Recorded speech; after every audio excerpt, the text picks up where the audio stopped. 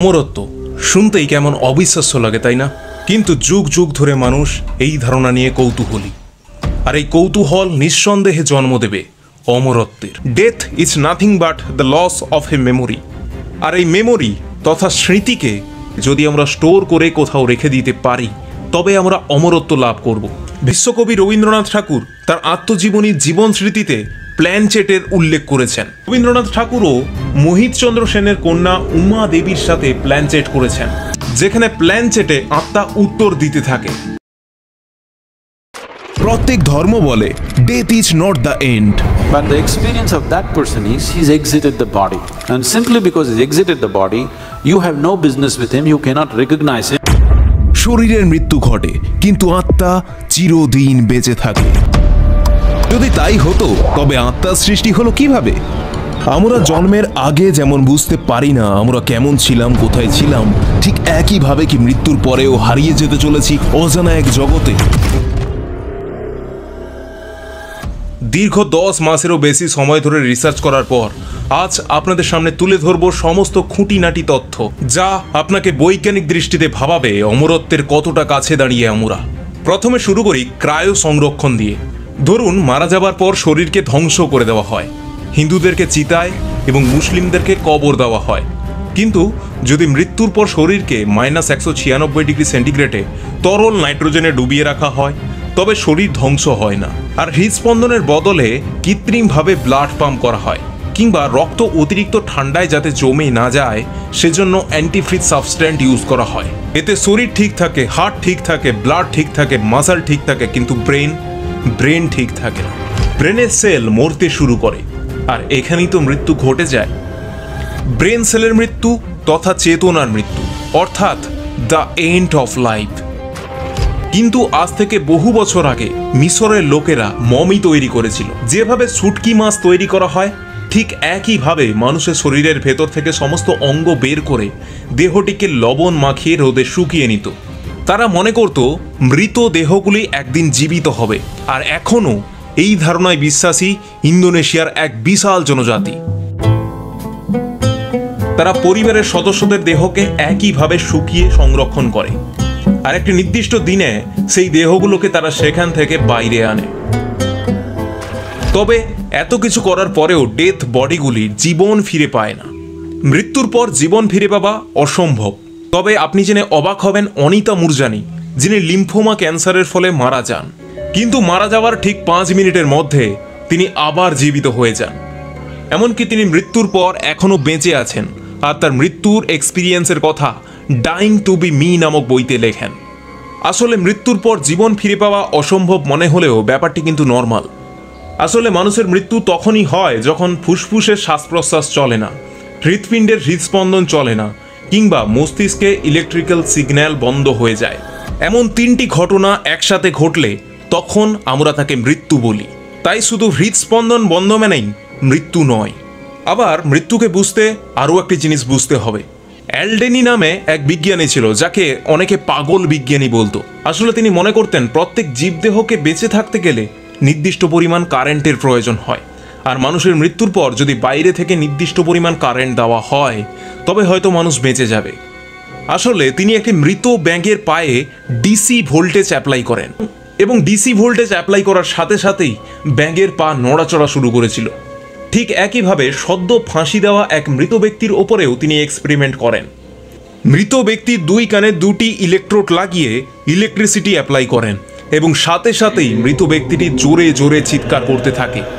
কিন্তু এর পরের ঘটনা জনসমক্ষে আনা হয়নি। তৎকালীন সরকার ব্যাপারটিকে ধামা চাপা দিয়ে দেয়। তবে বর্তমান দিনের প্রেসমেকার এবং ডিফাইব্রিলেটর সেই একই ধারণা থেকে তৈরি করা হয়েছে।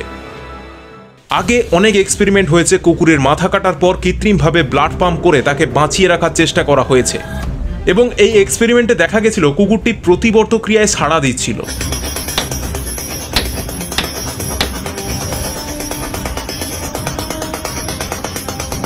কিন্তু কুকুরটি বেশিক্ষণ বেঁচে থাকে না। তাই কৃত্রিমভাবে ব্লাড পাম্প করলেও কোনো জীবকে সারা জীবন বাঁচিয়ে রাখা অসম্ভব। তবে নিউরোলিঙ্কের নাম শুনেছেন নিশ্চয়ই।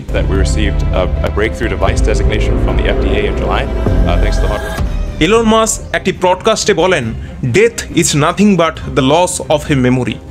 আর এই মেমোরি তথা স্মৃতিকে যদি আমরা স্টোর করে কোথাও রেখে দিতে পারি, তবে আমরা অমরত্ব লাভ করব।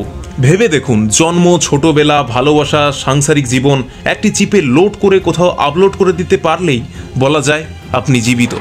আবেগ, অনুভূতি, ভালোবাসা, ঘৃণা সব কিছুই ইলেকট্রিক্যাল সিগন্যাল, আর এই সিগন্যালকে চিপের মধ্যে সংরক্ষণ করা যেতে পারে, তবে সেই প্রক্রিয়া খুবই জটিল। তবে যদি নিউরোলিঙ্ক সফল হয়, তবুও একটি প্রশ্ন আমাদের মনে আবারও কৌতূহল তৈরি করে, সেটি হলো আত্মা। হিন্দু ধর্ম ছাড়াও আরও অনেক ধর্মে আত্মাকে মানা হয়। এমনকি বিশ্বকবি রবীন্দ্রনাথ ঠাকুর তার আত্মজীবনী জীবন স্মৃতিতে প্ল্যানচেটের উল্লেখ করেছেন, কিন্তু আত্মার সন্ধান পেয়েছেন কিনা তা জানা যায়নি। আপনি ইউটিউবে প্ল্যানচেট বলে সার্চ করলেই শত শত ভিডিও আপনার সামনে আসবে, কিন্তু সব কিছুই ফেক। তবে যারা প্ল্যানচেট কি তা জানেন না, তাদেরকে বলবো, প্ল্যানচেট হলো এমন এক পদ্ধতি যেখানে আত্মাকে আহ্বান করা হয়, যেখানে একটি ছোট বোর্ড, পেন্সিল এবং একাধিক অংশগ্রহণকারীর প্রয়োজন হয়। রবীন্দ্রনাথ ঠাকুরও মোহিতচন্দ্র সেনের কন্যা উমা দেবীর সাথে প্ল্যানচেট করেছেন। অনেকে মনে করেন রবীন্দ্রনাথ ঠাকুর মাইকেল মধুসূদন দত্ত এবং সুকুমার রায়ের আত্মার সাথে কথা বলেছেন, কিন্তু বাস্তবতা কি জানেন? প্ল্যানচেটকে বিজ্ঞান ভিত্তিহীনভাবে ন্যাশনাল জিওগ্রাফির দ্বারা আজ থেকে 10 বছর আগে একটি এক্সপেরিমেন্ট করা হয়েছিল। Grandpa, are you happy?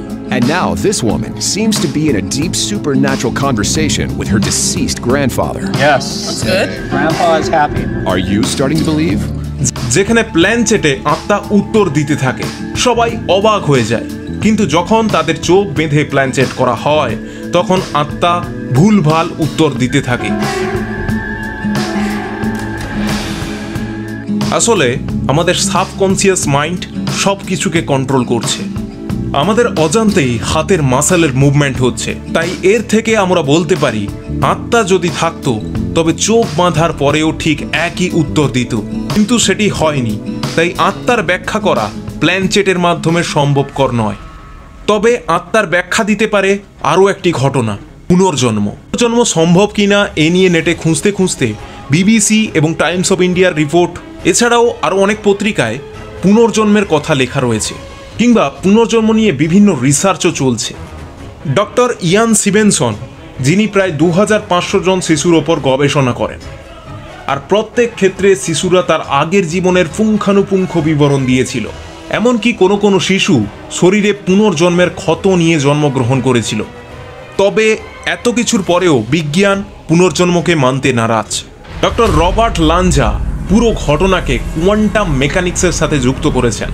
তার মতে চেতনা কোয়ান্টাম স্তরে কাজ করে, অর্থাৎ চেতনা মহাবিশ্বের মৌলিক অংশ, এবং মৃত্যুর পর এটি অন্য কোথাও প্রকাশিত হতে পারে। অর্থাৎ মৃত্যুর পর এই কোয়ান্টাম তথ্য ধ্বংস না হয়ে মহাবিশ্বে ছড়িয়ে পড়ে। তবে এই ধারণার সাথে অনেক বিজ্ঞানী সহমত হতে পারেননি। এ নিয়ে এখনও রিসার্চ চলছে। তবে আশা করা যায় পরবর্তীতে সমস্ত ধারণা জলের মতো স্বচ্ছ হবে। তবে যারা মনে করেন প্রত্যেক জীবের মধ্যে আত্মা রয়েছে, আত্মাকে বিভাজন করা যায় না, তাদেরকে আমি একটি প্রশ্ন করতে চাই। কেঁচোকে মাঝখান থেকে কেটে দেওয়ার পর দুটি অংশই পৃথকভাবে বেঁচে থাকতে পারে, কিংবা প্ল্যানেরিয়া নামক একটি জীব যাকে টুকরো টুকরো করে কেটে ফেলার পরেও প্রত্যেকটা টুকরো নতুন প্ল্যানেরিয়া তৈরি করে। তবে কি একটি আত্মা থেকে অনেক আত্মা তৈরি হচ্ছে, অথচ বলা হয় আত্মা বিভাজন করতে পারে? প্রশ্নটির উত্তর আমি এখনো পাইনি। আপনার কি মনে হয় কমেন্টে জানাবেন। তবে বর্তমান প্রযুক্তির অগ্রগতি এমন দিক দেখাচ্ছে যেখানে মৃত্যুই শেষ কথা নয়, আবার অন্যদিকে সতর্ক করে দিচ্ছে যদি আমরা প্রযুক্তিকে মানবতার ওপরে স্থান দিই, তবে আমরা হয়তো হারিয়ে ফেলব মানব অস্তিত্বকে। দীর্ঘ 10 মাসেরও বেশি সময় ধরে মৃত্যু নিয়ে অনুসন্ধান করতে করতে আমি 90% উত্তর পেয়ে গেছি, আর এই তথ্যগুলি আজকে আপনাদের সামনে উপস্থাপন করলাম।